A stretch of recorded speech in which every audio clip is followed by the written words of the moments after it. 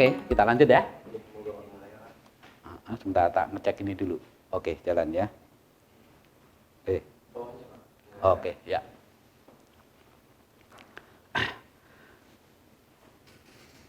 Oke ya.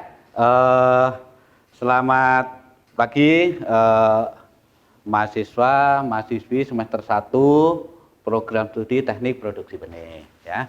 Kita udah pertemuan kan 1 minggu sebelumnya. Udah tahu tugas saya kan? Tugas saudara kan? Sudah mendiskusikan? Sudah. Oke. Nah, ada 3 poin utama yang saya ingin tahu gitu ya. Dari diskusi saudara. Oke. Pertanyaan pertama dari diskusi itu, poin pertama yang utama, sebagian besar produksi pertanian khususnya di Indonesia dan juga dunia ya, itu sebagian besar menggunakan media tanam apa? Oh, oke ya. Kesimpulan saudara adalah menggunakan media tanam tanah. Oke. Nah, tanah, oke, tanah ya. Berarti saya nanti akan melanjutkan kuliah yang terkait dengan tanah, bukan terkait dengan udara dan air yang tadi media tanam itu ya.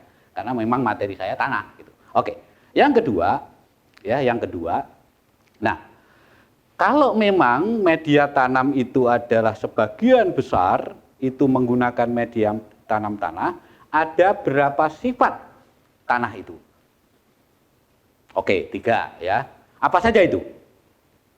Oke, fisik, sifat fisik tanah, sifat kimia tanah, kemudian sifat biologi tanah. Oke, itu yang kedua, kesimpulan dari diskusi saudara selama 1 minggu ini.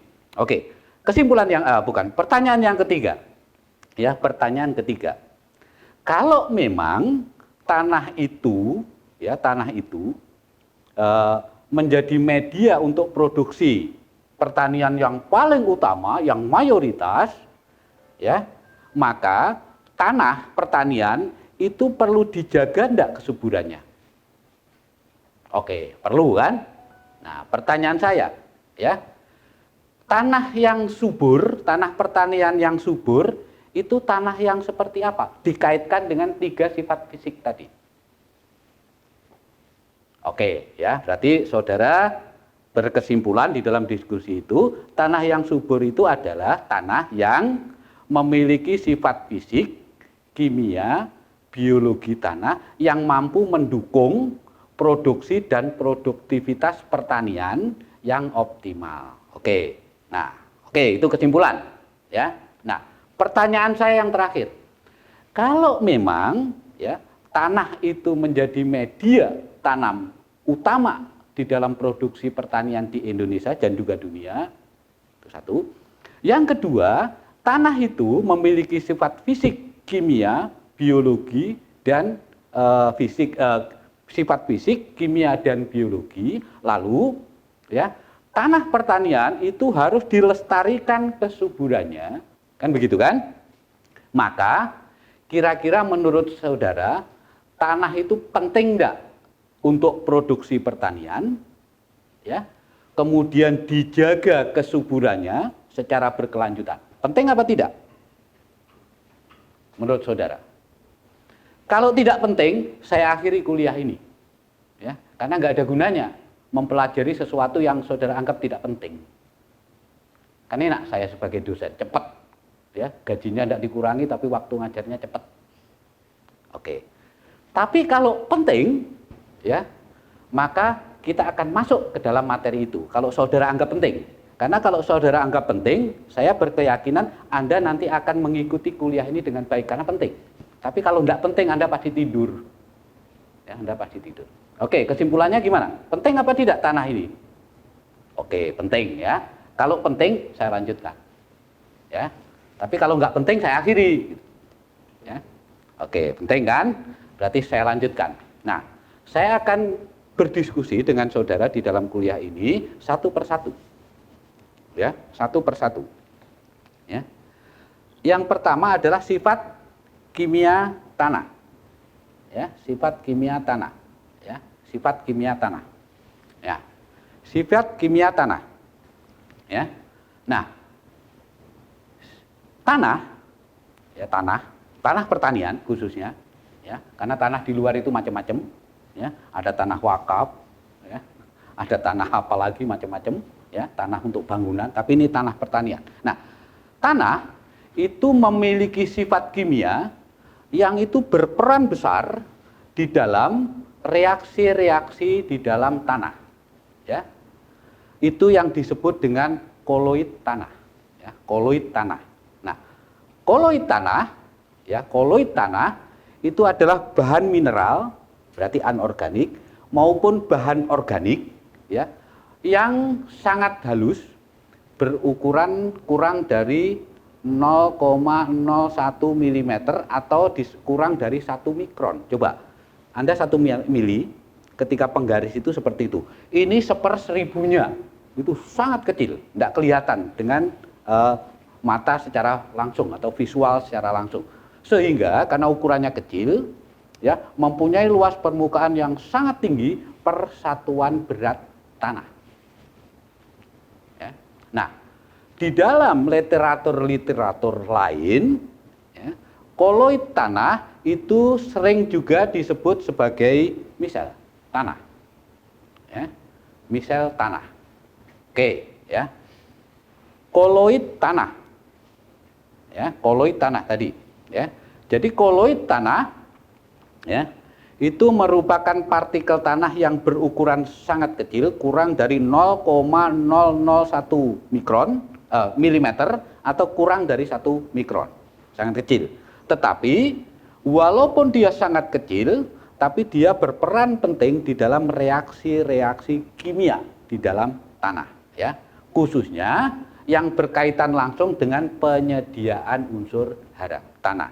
Unsur hara, tahu unsur hara kan?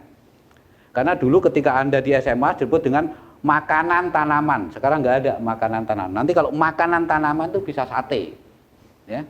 Jadi istilah makanan tanaman itu istilah dulu, atau mungkin di SD, SMP, SMA itu makanan. Tapi di perguruan tinggi kita istilahkan dengan unsur hara. Jangan menyebut makanan lagi. Ya, nanti kalau makanan itu bisa pesan lewat Gojek, tapi kalau unsur hara tidak bisa, ya. Nah, ya, oke. Jadi unsur hara tanaman, ya, sangat penting. Oke, koloid. Nah, koloid tanah, ya, koloid tanah itu ada koloid anorganik, misalnya liat. Tahu kan Anda liat, ya. Lalu ada koloid organik yang disebut dengan humus. Nah, bagaimana perbedaan keduanya? Nah, Anda bisa baca yang sebelah kanan, tabel sebelah kanan. Ya, Anda baca. Bentuknya, kalau anorganik itu kristalin atau lempeng, tapi ada juga yang sedikit, tapi jumlahnya itu disebut amorf. Ya, tidak beraturan. Tapi kalau koloid organik itu tidak beraturan atau amorf. Nah, daya serap terhadap air. Nah, air itu penting nggak bagi tanaman? Oke, penting kan? Karena kalau tanaman tidak ada air ya mati. Oke, ya. Nah, nanti tolong ini politeknik. Sekali lagi, politeknik itu harus lebih banyak belajar menerapkan, mengaplikasikan, tidak lebih banyak mengembangkan teori. Nah, nanti dari tabel ini Anda kemudian diskusikan, pahami, kira-kira kalau saya mengeterapkan ini di gimana di lapangan nanti, ya. Oke, daya serap terhadap air. Yang anorganik, lihat, itu hanya 15-20% dari bobotnya. Ke kanan, yang organik 80-90% dari bobotnya. Apa artinya ini? Nah, kalau tanah pertanian Anda kekeringan, misalnya musim kering, kalau di situ banyak bahan organik, air untuk kebutuhan tanaman itu masih banyak tersimpan enggak di situ? Oke, berarti lebih banyak tersimpan kan? Nah, oleh karena itu kalau kekeringan dan tanah itu banyak bahan organik, berarti dia tahan terhadap tanaman itu tidak akan mengalami banyak kekeringan. Karena ditahan oleh bahan organik. Nah, pertanyaan saya, kalau Anda itu daerahnya sudah Tegal, tanahnya Tegal, berarti tanah Tegal itu kan beda dengan tanah sawah. Nah, Anda perlu enggak memperbanyak bahan organik di sana? Oke, perlu kan? Nah, itu nanti tindak lanjutnya praktekkan seperti itu. Kalau bahan organiknya kecil, tambahkan. Supaya apa? Kalau kekeringan enggak mati tanamannya, ya, karena daya serapnya. Oke, yang ketiga, daya jerap. Daya jerap itu daya ikat, ya, daya ikat. terhadap kation atau anion unsur hara. Kalau anorganik besar, organik itu lebih besar daripada yang anorganik. Nah, itu yang organik. Terus kemudian kapasitas tukar kation. Apa itu kapasitas tukar kation? Nanti saya akan materi berikutnya ya, mendalami. Tapi ini bandingkan saja dulu ya dari angka-angka ini. Ternyata yang koloid anorganik itu lebih kecil, 8 sampai 100 mili ekuivalen per 100 gram tanah.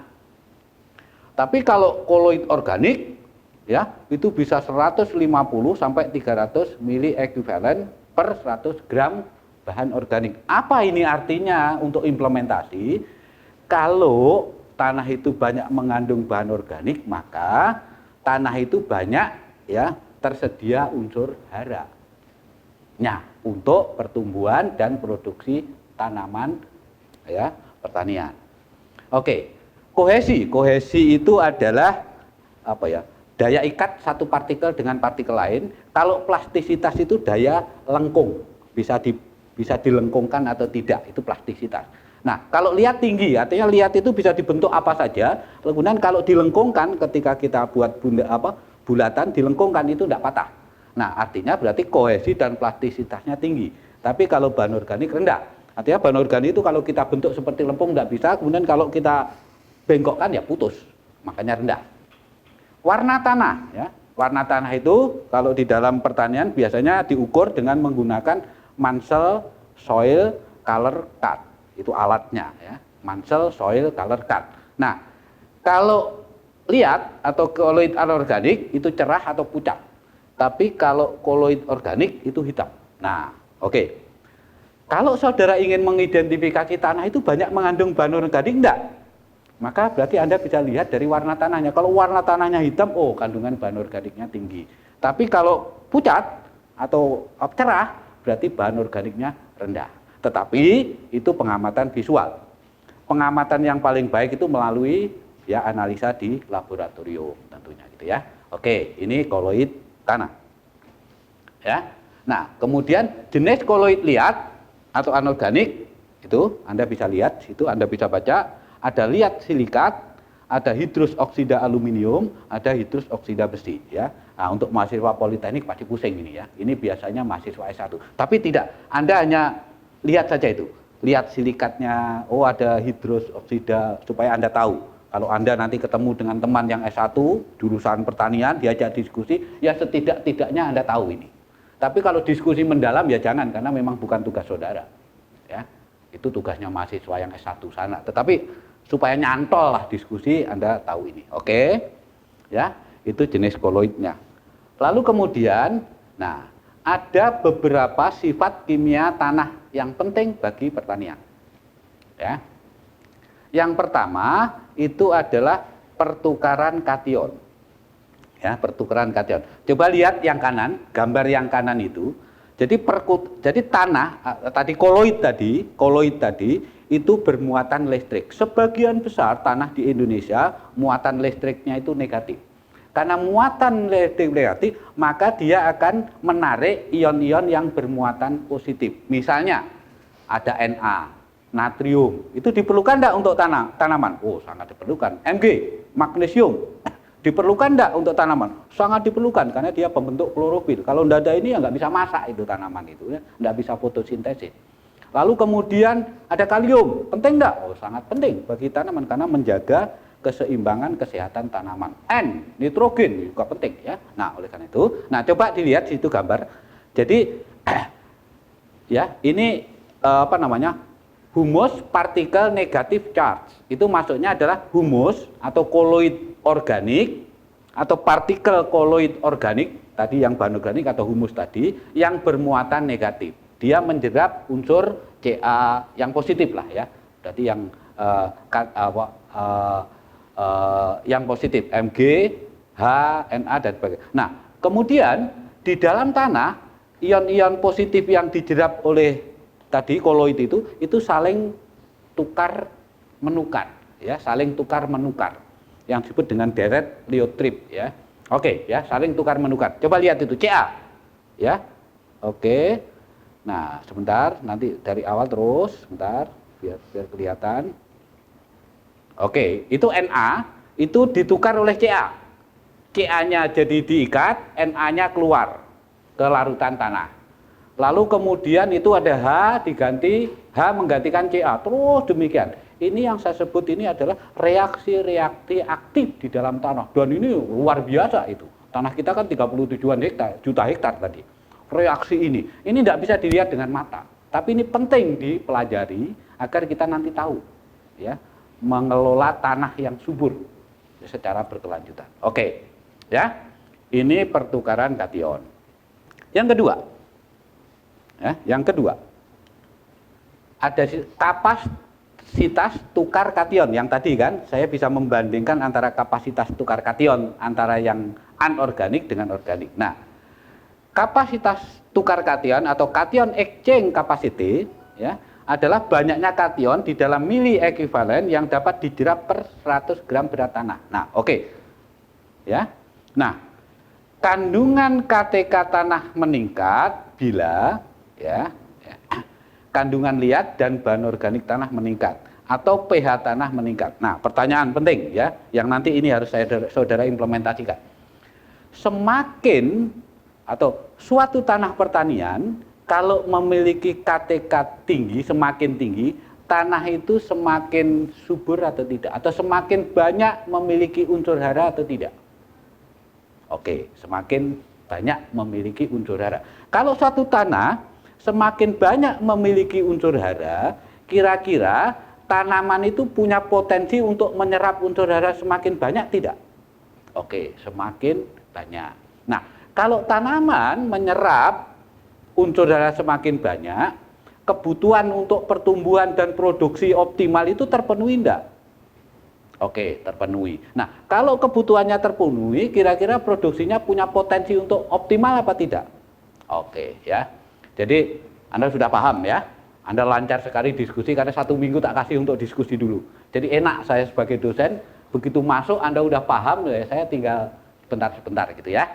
Nanti pelajari lebih dalam. Oke, ya. Ini KTK. Oke, saya lanjutkan. Nah, ini masih KTK.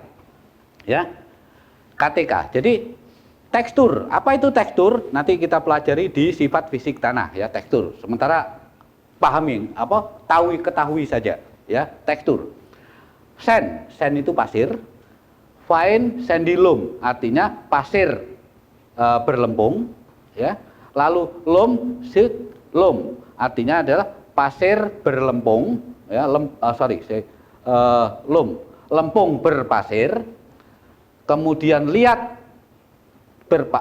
lempung liat berlempung, clay loam, kemudian clay itu liat. Nah, coba lihat.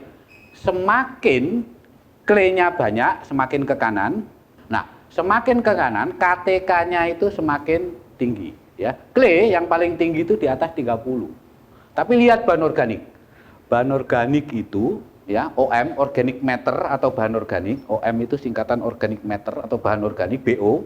Itu 200 sampai 400 mili ekuivalen per 100 gram bahan organik. Sangat tinggi. Artinya, kalau tanah itu banyak mengandung bahan organik, KTK-nya tinggi. Tadi diskusi kita, kalau KTK tinggi itu tanah itu makin banyak menyediakan unsur hara bagi tanaman. Nah, sekali lagi, ya, ini gambar sebelah kanan itu saudara lihat.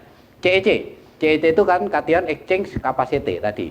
Kalau dia CEC-nya 25, maka unsur haranya banyak. Itu yang sebelah kiri. Tapi kalau CEC-nya 5 itu kan rendah lah gitu, maka unsur hara yang bisa diserap itu rendah. Oke, ya. Jadi saudara tahu nih KTK. Oke. Nah, ini kriteria kelas KTK. Ya. Kalau KTK kurang dari 5 itu sangat rendah. Tadi kalau sangat rendah berarti unsur haranya ya sedikit di dalam tanah itu, tapi yang terendah kalau lebih dari 40 sangat tinggi. Bahan organik itu loh, tadi 300 sampai 400. Berarti sangat tinggi. Jadi kalau tanah itu banyak mengandung bahan organik, maka tanah itu ya subur. Kalau nggak percaya coba dilihat di Kalimantan sana. Kalau hutannya masih asli itu kan bahan organiknya tinggi. Tanamnya apa saja ya langsung tumbuh dengan baik. Oke, KTK ya. Nah, KTK satu lagi materi saya untuk pertemuan ini yaitu kejenuhan basah. Kejenuhan basah ya, satu lagi.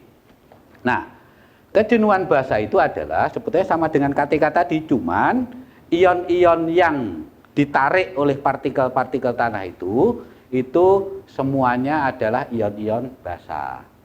Ya, misalnya Ca. Ca itu kan pembentuk kapur. Kalau kapur itu Ca itu kan menghasilkan OH. OH itu kan basa. Nah, oleh karena itu Ca. Mg, magnesium. Magnesium itu kalau saya kasih ke tanah kemudian bereaksi dengan air tanah, dia akan membentuk MgOH. Nah, OH-nya itu kemudian membentuk keseimbangan, itu juga menjadi basa. Na juga NaOH, K juga KOH. Nah, itu. Nah, lalu bagaimana sih sebetulnya menghitung kejenuhan basa suatu tanah? Rumusnya adalah total kation basa yang tadi Ca, Mg dan sebagainya, kemudian dibagi dengan KTK, kapasitas tukar kation, kemudian dikalikan 100%. Nah, ini contohnya, kalau tanah itu memiliki KTK 15 mili ekuivalen per 100 gram tanah, kemudian total kation basanya 10 mili ekuivalen per 100 gram tanah, maka Kb-nya kan 100 dibagi 15, ya, kemudian dikali 100 kira-kira 66,7. Nah, semakin tinggi nilai kejenuhan basa, maka tanah itu pH-nya akan semakin tinggi, semakin basa, dan sebaliknya. Ya. Nah, cara meningkatkan kejenuhan basa tanah diantara dengan pengapuran. Anda tahu kan, dengar kan pengapuran tanah dikapur dulu ketika zamannya Pak Harto kalau nggak salah itu, ya, ingin mengembangkan kedelai di luar Jawa karena luar Jawa itu tanahnya asam, maka kan harus diberi kapur. Nah, karena di Kalimantan, Sulawesi tidak ada gunung kapur, maka kapur didatangkan dari Jawa. Ya. Jadi dari Jawa dibawa ke sana, ya, pengapuran. Atau dengan cara penggunaan pupuk yang sifatnya basa. Pupuk itu punya, nah nanti di semester 2 tentang pupuk. Pupuk itu ada yang sifatnya basa, ada yang sifatnya masam. Oke, ya. 1, 2, 3. Jadi kapasitas tukar kation, pertukaran kation yang tadi nomor 1, yang kedua kapasitas tukar kation, yang ketiga kejenuhan basa. Ini materi saya untuk pertemuan yang kedua. Oke, nah sebelum saya akhiri, ya, mungkin ada pertanyaan dari saudara-saudari yang belum jelas. Nah, nanti kalau ada pertanyaan, saya tidak akan langsung menjawab. Ya, saya minta mahasiswa lain yang tahu itu membantu yang belum tahu. Ya, tapi kalau nanti tidak tahu semua, ya, saya baru akan menjawab. Atau kalau mahasiswa lain membantu menjawab tapi kurang tepat, saya akan akan saya tambahin lah, ya, bukan saya salahkan, tapi saya tambahin mana yang lebih tepat, gitu ya. Oke, ya, ada pertanyaan? Oke, ya, saya kira pertanyaan 1 tadi sudah, ya, pertanyaan 2, saya kira 2, tapi karena waktunya, karena ini Pak dosen selanjutnya sudah menunggu di luar, ya, jadi saya nggak enak, dan sesuai dengan jadwalnya saya memang harus keluar dari sini, maka saya akhiri pertemuan yang kedua ini. Terima kasih atas perhatian dan keaktifan saudara. Saya akhiri. Assalamualaikum warahmatullahi wabarakatuh.